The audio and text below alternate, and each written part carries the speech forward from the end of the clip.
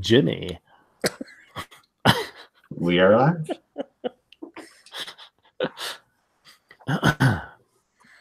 Welcome to the Metal Rock Whiskey Studios.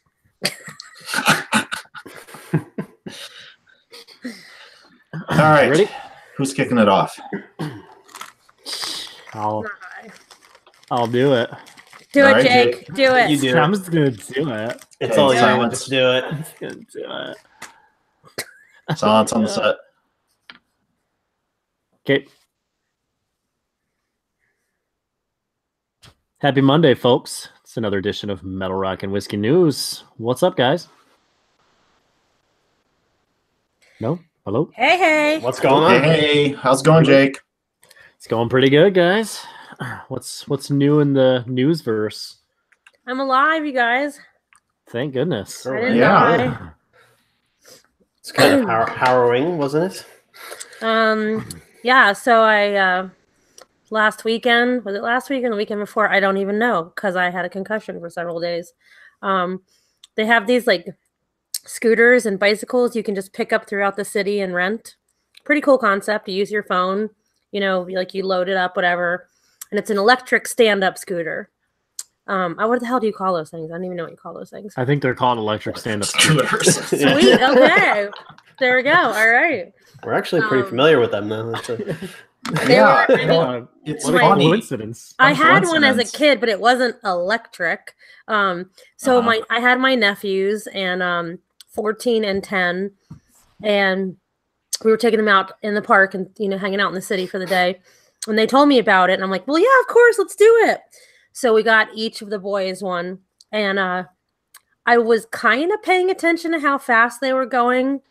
And you do have to like click through and go. The thing does say we encourage you to wear a helmet. So you're like, yeah, whatever. Well, you're just going to be randomly walking around with a helmet? I mean, this was like a spur of the moment thing, which I think was the case for most people riding them.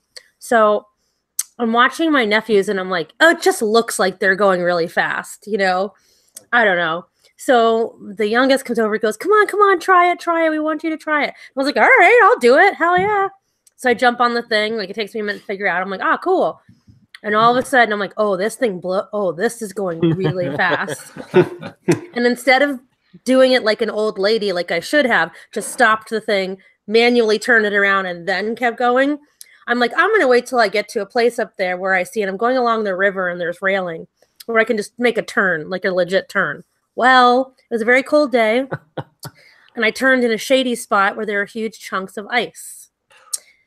And I wiped out on the ice, slid across the sidewalk, and slammed into the railing to the river, which thank God that was there. And yeah, seriously. my lucky. head. Don't want to be trapped under ice. But No. my head smashed into the scooter, and I don't know. I just remember feeling like the kind of pain where you're in public, so you just kind of like you're just like. The Family Guy. Yeah, exactly. So I just sat there and like all these guys who were riding the scooters came over and they're like, "Are you okay? Are you okay?" I'm like, I think so. And they're like, "Can we help you up?" I'm like, "Nope, I'm gonna sit right here. I'm gonna sit right here and I'm gonna call my family and I'm not moving." And so they sat with me, and then one of them goes, "Uh-oh, your head is bleeding." And that was the only time. I'm used to getting hurt. I don't know why. I'm kind of clumsy. So it's no big deal for me. I'm just like, whatever. But head injuries scare me a little bit. I guess the older you get, you realize how those things are serious. Mhm. So I did have a moment where I was like, oh shit, my head is bleeding. And I could feel immediately the swelling was So my boyfriend and the kids came over and looked at me and were like, oh my God. I'm like, don't say that. But I toughed it out and managed to let them play around for a little bit longer. We went and bought some shoes. We went to the mall and I had an Orange Julius, and then I was going to pass out and start throwing up. And I had a concussion and broke my little finger. But I'm alive to tell the story. All right. Well, we're very happy to see you back on your feet and behind the microphone. And I'm able to text again. I couldn't use screens for so long. It was killing me. It was a real Oh, test man. of Siri, let me tell you. Siri, read last message. Siri, respond with this. And then I would say review it. And sometimes I would just be too frustrated and would say, like, please come downstairs because dinner is going to be on fire. I'm like, just send it. Whatever. He'll get the message. They'll understand. It's a good test of technology. That's pretty bad having to depend on Siri. Were you in Spokane when that happened? Yeah, I was in Spokane when it happened. Yeah, downtown. Interesting. Very interesting. Why? Oh no, I think everybody who listened to last week's Metal Rock and Whiskey News is understanding a little bit more about the story right now. Oh shit! Clearly, one sailor did not listen to last week's Metal Rock and Whiskey News yet, or today's Metal Rock and Whiskey News. Right, I have not yet. I did not have time yet. I've just been getting back to like being able to function, and it's still a little challenging, but now I'm nervous about it. That would explain the amount of messages. I looked at my Instagram today, and I'm like, I have so many messages in my inbox, and I'm thinking, oh, people are just sending messages. I hope everything's okay. Let me open some of them. Oh no, there's okay. Well, I will listen to the show before I read those. You fuckers. Let's get on with the news. Enough about me. Get on with some news. Let's do it. Matt, do you want to kick us off? Sure. I have an interesting little something that I've actually been meaning to get to the past few weeks, but we've had so much going on and deaths and stuff. So it is not new news. And it's really more of a point of discussion amongst four metal fans here rather than some news. But several weeks back, Loudwire actually went and took the time to rank every single original Metallica song from worst to best. What? Yeah. So all 115 originals, excluding garage stuff and that Lulu disaster. I think everybody wants to just forget about that one. I know. So now, it's like that Indiana Jones movie that you don't talk about. Exactly. So the reason I bring this up, though, and I wanted to talk about this, was because as four diehard Metallica fans, I think we'd all be in agreement about what their worst album is. Yes. Their worst album, right? Yes. Right. Yes. That album that should not be named. Interestingly enough, the 5 worst songs that were voted on by a panel from Loudwire, of the 5 worst, not one is from that album. Interesting. And actually 3 of the 5 are from albums that Jake and Ed adore more than any other Metallica album. 3 of the 5. Yes. But you're probably not going to you're probably not going to guess the 2 worst. They're a little bit more out there, but the 3 that are from those 2 albums, can you guess? What were songs probably something like Outlaw Torn or something like that. One of those songs I no. Give us their 5 worst and their 5 best. Okay. All right, so 5 worst. Starting from, I'm going to start from the 5th worst down to the worst. Okay. So Shortest Straw, of Wolf, of Wolf and Shortest Straw. Hang on a second. Is worst. This is worst. Are you kidding me? Shortest Straw is one of their worst songs out of all the fucking garbage they've already put out. Discredited this. Wait, hold on. All right, let me finish. Okay, so Shortest Straw, of Wolf and Man from Black Album. Don't Tread on Me from the Black Album. What? Lords of Summer, which was a one-off single around 2014, and Suicide and Redemption, which was the instrumental from Death Magnetic. So those are the 5 worst. Okay. Okay, so they're wrong, but they're totally wrong. Well, this is why I wanted to bring this up, because I found it very amazingly idiots. So these are the 5 best. Idiots. Okay, 5 best. Oh God. With a shocker at number 1. To me, this is shocking. Actually, 1 and 2. Go from 5 to 1. I'm going to go from 5 to 1. Okay. So 5 is Seek and Destroy. 4, Master of Puppets. 4 is Master of Puppets. Fuck them. 3 For Whom the Bell Tolls. I can kind of agree with that being in the top 5. Yeah, 2 is Hit the Lights. What? And number 1 is Damage Incorporated. Fuck their faces right off their heads. So not Fade to Black, not Damage Incorporated, Opera Master of Puppets. Okay, a few honorable mentions here. So Fade to Black came in at 8. Enter Sandman at 13. 1 was at 15. And actually, the first Saint Anger song, as far as worst goes, didn't arrive until 6, 7, 8, 9. The 10th worst is a Saint Anger song. So there are 9 songs worse, and then you get the first Saint Anger song on there. So I had to bring that up because I found it so interesting, and I knew you guys would go berserk. So, well, no, it was a panel. So this is several people that did this. Opinion. Several people that did this from Loudwire that thought it would be a good idea. That's ridiculous. Do something stupid. You know what that is? You know what that is? It's people on the panel going, oh, I just want to be different. I'm gonna pick this other song because it's the one that I like, and not picking, objectively what the best songs are, but going, oh, I just want to be different. Yeah. Stupid. Ugh. All right. Okay.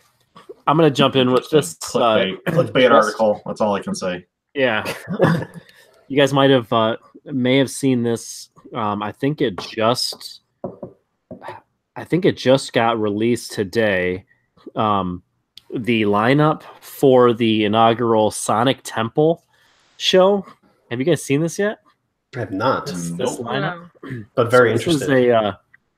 I might actually try to make this. It's a 3-day event in Columbus, Ohio, and this lineup is ridiculously awesome. Let me just shoot through it real quick. Let me get the full. I'm gonna go through the full list.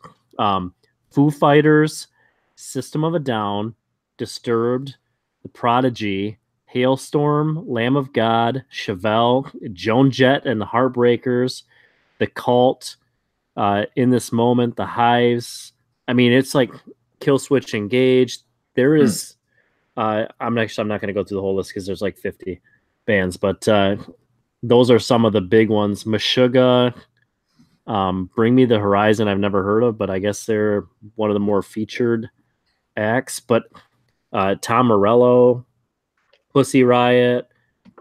I mean, there's like a really, really cool range of bands that are going to be at this event. Yeah, I'd go see that. Yeah, a lot of big hitters. Yeah.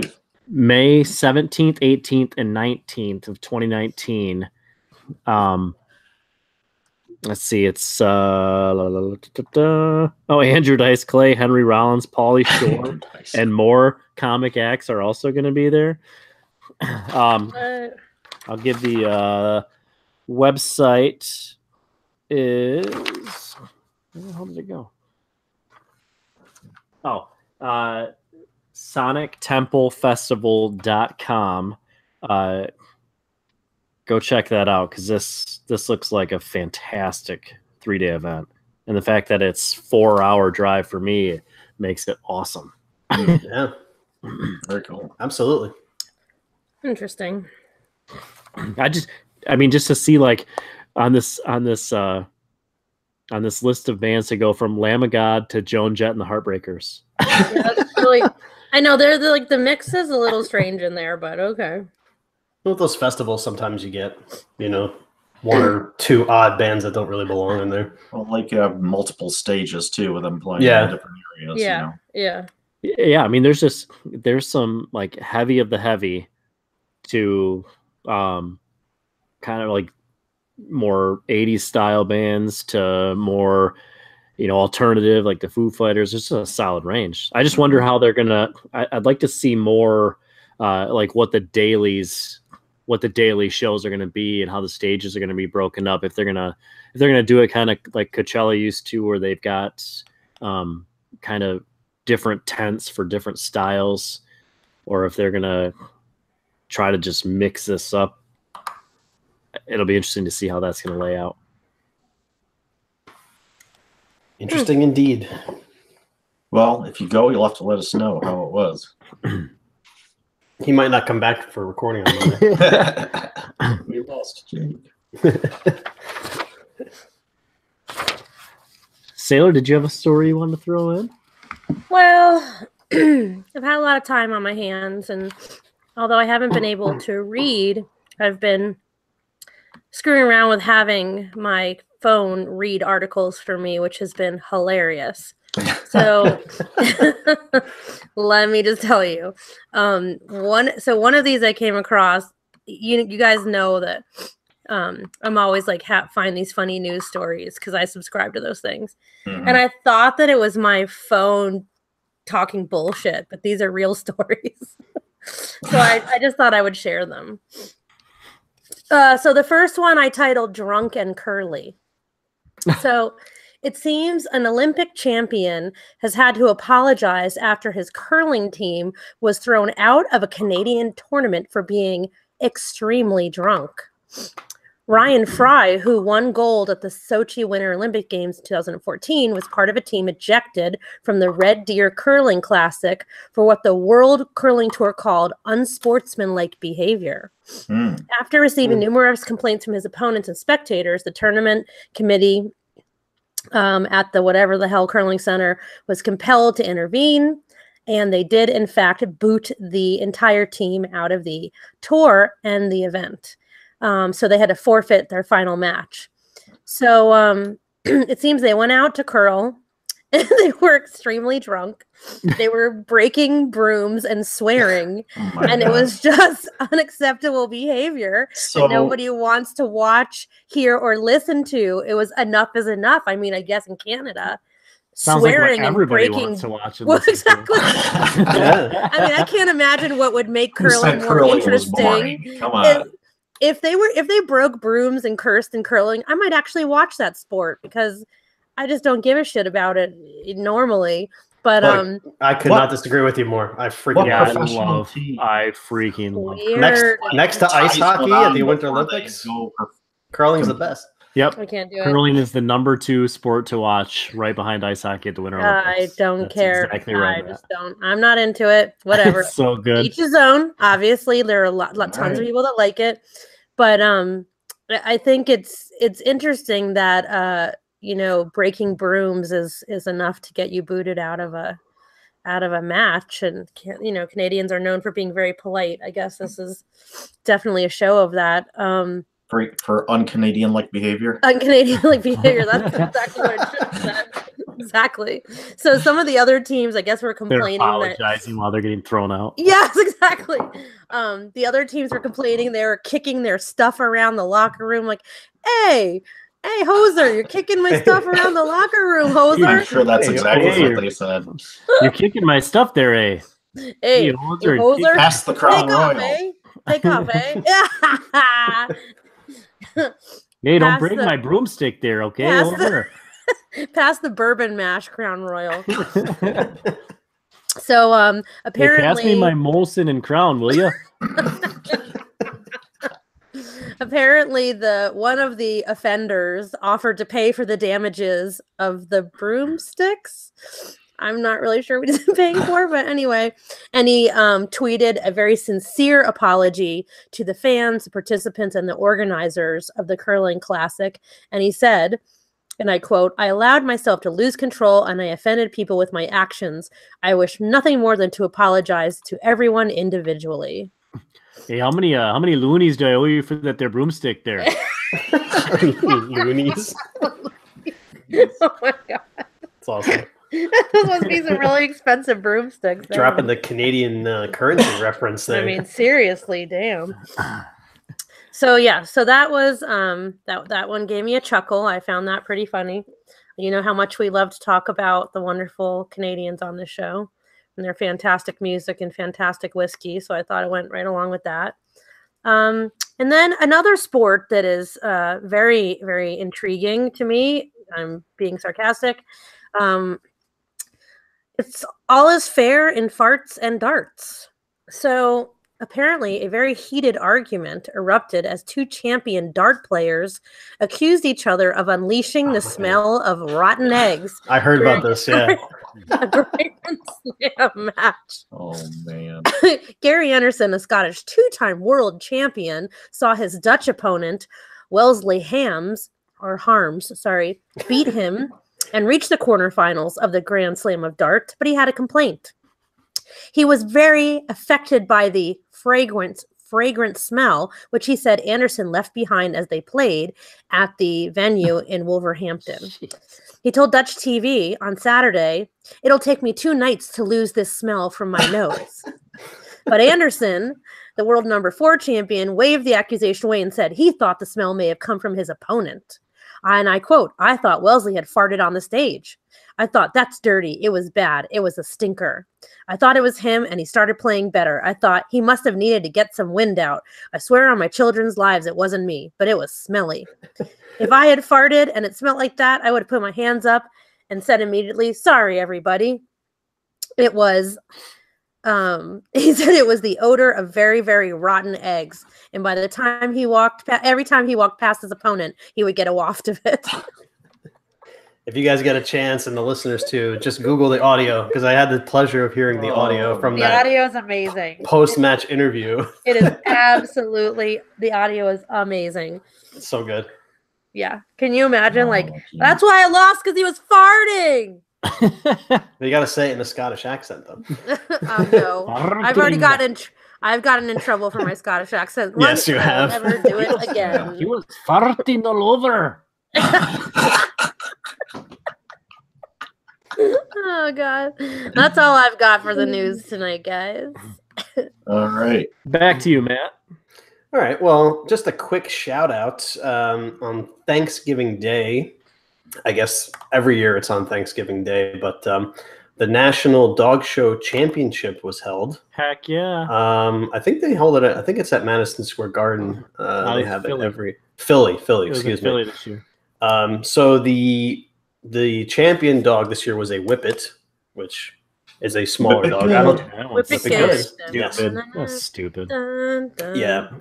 But just a quick shout out because the dog's name was Whiskey. Mm-hmm. Oh, nice. Nice. So congratulations to Whiskey the Whippet. My daughter and I were watching that. On winning the dog show. On winning it. On Winning. Whiskey won it. With Whiskey. The Whiskey the Whippet won the dog show. Whiskey the Whippet won. Yeah. Whiskey the Whippet. I don't really care. I don't know. I like the sporting dogs and the dogs that I deem that still have purpose. You know, that can either hunt or chase or attack. Oh yeah, I got you.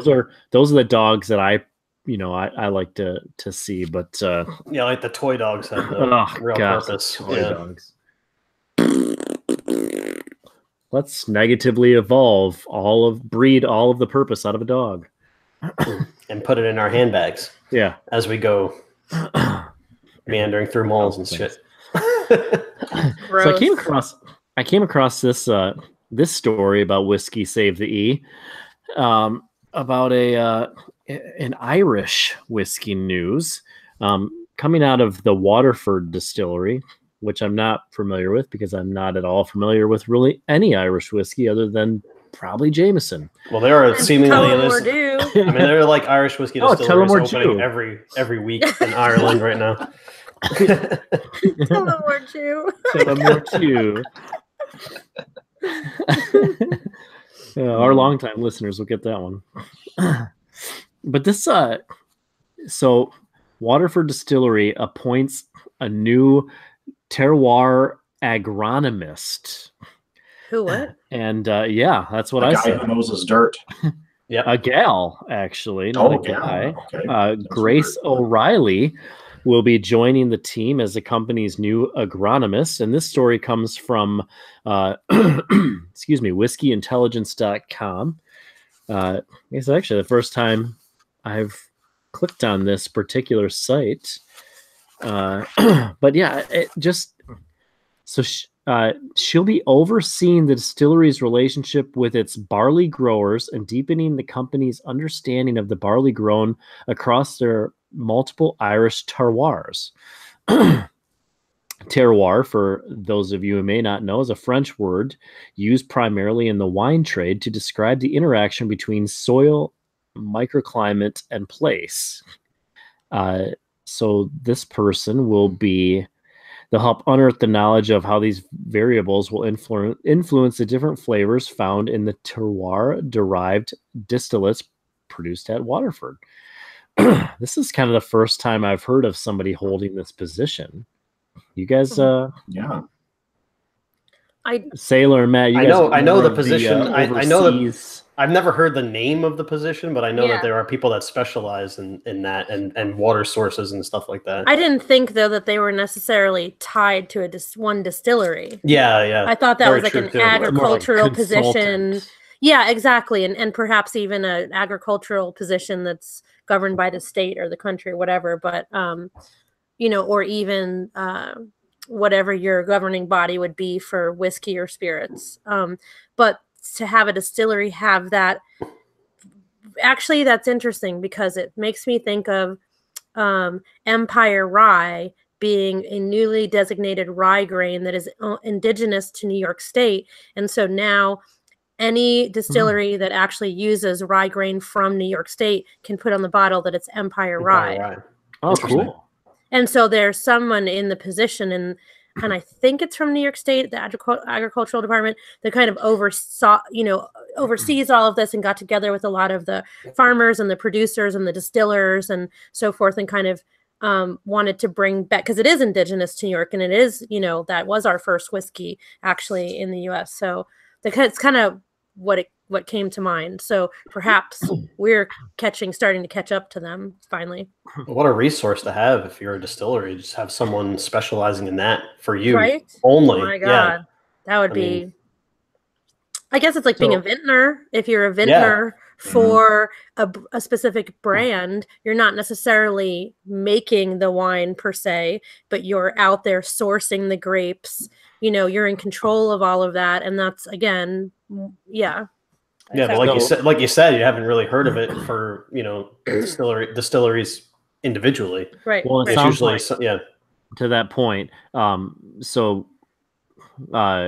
Grace was previously with agricultural specialists Glanbia, an agricultural firm. So it sounds like maybe this was a company that was kind of consulting with Waterford as well as other companies, and maybe she just decided to laterally just move directly to that one distillery as opposed to consulting with multiple distilleries. So it sounds like maybe this turns into a new thing that each of these distilleries are going to start having their own what was it, terroir agronomists. I don't know. I guess we'll see if this becomes a trend throughout the industry. Very like Seller said, they may be a little bit ahead of us as far as that goes. I think so. I think, although I'm in the middle of putting together a tasting that I'm going to be doing in January, which is going to be like a tour through American whiskey, and I'm going to start in New York with Empire Rye, and I'm going to go, I'm going to go through Pennsylvania, go down into obviously Tennessee, Kentucky, go through Utah, Texas, and then focus on the new, I shouldn't say new, but yes, fairly new peated whiskeys and the whiskeys that are being made very, malt whiskeys on the West Coast we talked about this, Matt, I think on the show previously. Mm-hmm. I wonder if I think this is going to be a lot more of a challenge for Americans to do, for the American distilleries to source in the U.S. and must be even more challenging to source from abroad and really have a hands-on approach to it until there are more farmers producing American peat, producing, because if you read Westland's story, it's very interesting, their approach to peat and malted barley in their whiskeys. So it might be something that we would need sooner rather than later, actually. Yeah, I mean, the climate of this country is so drastic, from one place to another. It's not like Scotland, which is, very uniform from north to south. So, In Not really.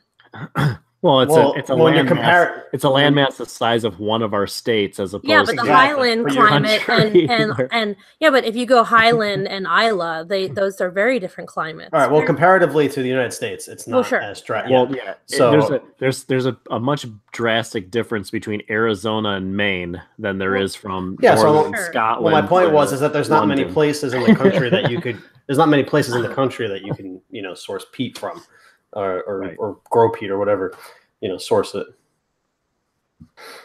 If they want to use American peat. True. Maybe they want to buy it from a guy named Pete. Who knows? Who knows? Well, I don't think you would have any problem making peat on the whole, most of the west coast of the United States, especially the Pacific Northwest. Pacific Northwest, Perfect for it. And I think that's why absolutely New England as well. New England, Pacific, absolutely. I mean, you have marshes. You even have marshes in like Virginia, Tennessee. You've got all that marshy. I mean, the marshes where George Washington had his first distillery as well was disgusting. It was a terrible area. Nobody wanted to live there. It was very difficult to grow anything there, but it was a great place to distill. Yeah, that's a good point, because I think a couple of the smaller distilleries that I'm familiar with in the Pacific Northwest, like Westland and Dry Fly, I think also. I do think they make peated single malts. I do think so. Yep, they do. So, that's what, and that's. I had to do research, like how I really wanted to show, my intention is to show this group how diverse American whiskey is, because everybody just goes, oh, bourbon, and these people have a little bit more knowledge about Scotch and understand the diversity of Scotch. And I want to show them the flip side. And so I thought that would be a really great way to do so. Very interesting. That's awesome. Well, hey, what are we talking about on the big show this week? Ooh, we're jumping back to our best ofs. And this week we are going to be focusing on the best guitarists in hard rock and metal. Bum, bum, bum. I am having a heck of a time with this list. I'll tell you a hard challenge indeed. The hardest one ever. Guess we'll have to wait and see who will be joining Freddie Mercury and Cliff Burton in our Metal Rock Whiskey Super Band. Yep. So tune in for that. And until then, guys, see you later. Bye. Later. All right. Hang on.